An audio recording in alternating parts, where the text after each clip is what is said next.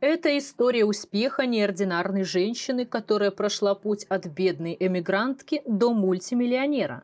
Судьба не раз преподносила ей сюрпризы, но даже из самых сложных ситуаций она всегда выходила победителем. Она не только создала деталь женского гардероба, без которой женщины не обходятся по сей день, но и добилась того, что ее изобретения в годы Второй мировой войны включили в список товаров первой необходимости. Ида Розенталь, до замужества Каганович, родилась в небольшом белорусском городке Ракове, недалеко от Минска в 1886 году. Мать Иды Сара зарабатывала, продавая разные мелочи в лавке, а отец Авраам всю жизнь занимался тем, что изучал Тору. Место, где они жили, не представляло никаких перспектив для дальнейшего развития. Целеустремленности Иде было не занимать. В 16 лет ее отправили на учебу в Варшаву, параллельно девушка подрабатывала швеей. Однажды она услышала воодушевленную речь, произнесенную молодым революционером Вилли Розенталем, и увлеклась революционным движением, и им самим. Вдвоем они вступили в подпольную еврейскую социалистическую партию «Бунт», а затем обручились. После начала русско-японской войны подпольным организациям стало куда сложнее вести деятельность. В итоге Вилли Розенталю пришлось эмигрировать в США. Невеста отправилась вместе с ним. Там им суждено было совершить революцию совершенно в другой области – в мире моды. Они поселились в небольшом городке Хобокен в штате Нью-Джерси. Ида с Вилли расписались, и она взяла фамилию, под которой теперь ее знает весь мир – Розенталь. По приезду в Америку Ида продолжила делать то, что у нее получалось лучше всего – шить одежду. Первые годы в эмиграции были очень тяжелыми. Чтобы заработанных денег хватило на семью и маленького сына, Ида бралась за самые сложные заказы. И это было чертовски верное решение.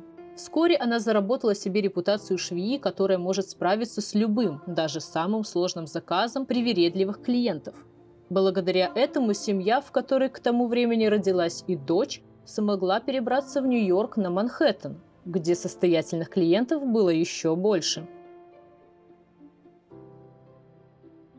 К 35 годам Ида стала известна в кругах дизайнеров одежды. Ее приняли на работу младшей компаньонкой в ателье Энит Бисет, где она смогла усовершенствовать свое мастерство. Однако ее имя, возможно, никогда не вошло бы в историю мировой моды, если бы не ее с мужем очень своевременное изобретение. Попытки создать бюстгальтер предпринимались и до этого. Первые в мире бра были запатентованы во Франции еще в 1889 году. Но они в те времена представляли собой просто разрезанные пополам корсеты или утягивающие грудь полоски ткани. Первый же прототип бюстгальтера изобрела в 1914 году Мэри Фелпс Джейкобс. Но и его нельзя было называть идеальным. Он делал грудь плоской и скрывал все достоинства женской фигуры. Вместе супруги Розенталь разработали специальную конструкцию из двух чашечек, которые соединялись с полоской ткани. При этом они предусмотрели, что у всех женщин разные размеры груди, и создали размерный ряд бюстгальтеров, который актуален и в нынешнее время. Так появился бюстгальтер с двумя чашечками, соединенными сплошной вставкой. Эту модель назвали Maiden Form, что в переводе означает «девичья форма». Также они добавили модель с эффектом push-up, которая визуально увеличивала грудь. То, что сделали супруги Розенталь, разительно отличалось от всех предшественников бюстгальтера и по удобству, и по эстетичности. Естественно, женщины тут же оценили это изобретение. Ателье, в котором работала Ида, вскоре целиком и полностью переключилось на пошив нижнего белья. Супруги Розенталь стали полноправными партнерами в компании.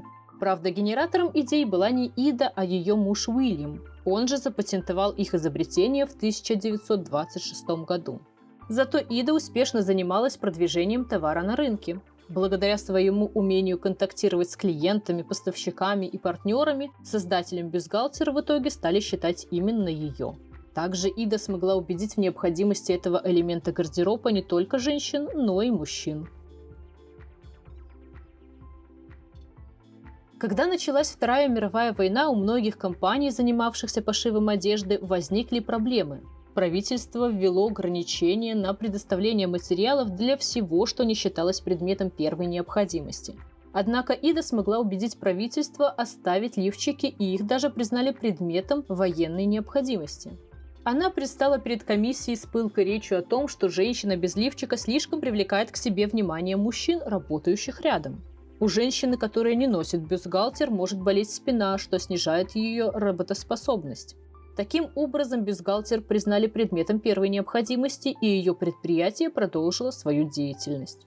Стоит также отметить, что бюстгальтеры Иды сыграли важную роль непосредственно во время военных действий. Предприимчивая Ида разработала линейку бюстгальтеров для мужчин, которые выдавались десантникам. Она предложила создавать голубиные гнезда – специальные карманы, которые крепили поверх одежды десантников, в которые они усаживали обученных почтовых голубей. Попадая в тыл врага, они отправляли с голубями военные донесения. Голубиная пехота насчитывала 3000 солдат и более 50 тысяч голубей. Однако пик популярности бюстгальтеров пришелся на послевоенные годы. Ида Розенталь запустила рекламную кампанию, продлившуюся 20 лет и признанную одной из самых запоминающихся и успешных в истории. No, my dress is for tonight, and that bra is for tonight. I want it now. You've got it? The new maiden form twice over? It's on its way. They've got it. It's coming. It's here. Эти плакаты вдоль трасс останавливали дорожное движение. Бюстгальтеры были золотой жилой для супругов Розенталь. И в 1950-х годах они стали мультимиллионерами. Белье их производства продавалось более чем в 100 странах. Когда в 1958 году Вилли скончался, Ида стала полноправной владелицей компании и продолжила работать над ее развитием.